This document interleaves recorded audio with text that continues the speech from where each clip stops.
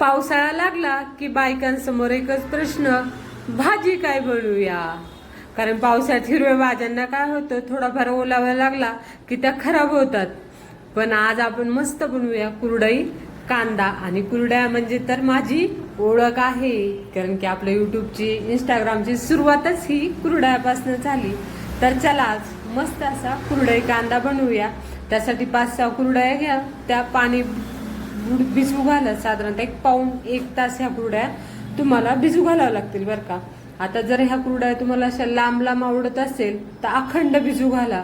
जर नसेल तर काय करायचे, या कुरड्यांचे 2-2 तुकडे करायचे आणि त्या ह्या पाण्यामध्ये भिजू घालायचे. साधारणतः 1 पाऊण 1 तास आपण भिजू घालणार आहेत. झालेत का? छान. काय करायचं, आता कढई तापायला ठेवायची. त्यामध्ये तेल घालून घ्यायचं, जिरे, मोहरी आणि कढीपत्त्याला तडतडून द्यायचं. त्यानंतर घाला यामध्ये तुम्हाला आवडेल तसा कापा बरं का. आता आपण कुरड्या ज्या आहेत त्या लांबसर ठेवणार आहेत, त्यामुळे मी कांदा सुद्धा लांब उभा चिरून घेतलेला आहे.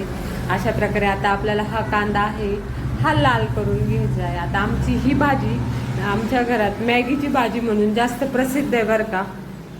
त्यामुळं खास बारक्यासाठी ही भाजी असल्यामुळं मी यामध्ये हिरवी मिरची जी आहे ती कापून घातलेली आहे. जर तुम्ही सर्वजण मोठे माणसं खाणार असाल तर अगदी लाल तिखट जरी घातलं तरी देखील चालतंय. पाहू शकतात कुरड्या खूप छान मस्त भिजलेल्या आहेत.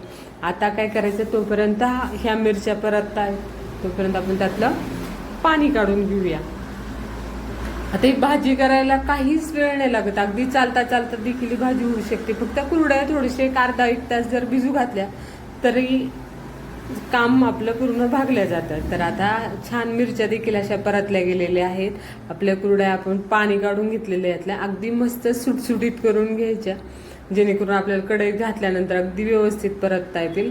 तर चला आता कढईमध्ये आपण फोडणीत हळद आणि अगदी मस्त असं चवीनुसार मीठ, मिठाशिवाय अन्नाला चवच नाही असं हे आपण मीठ घालून घेतलेलं आहे. आता हा मसाला आहे संपूर्ण छान एकजीव परतून घ्यायचा.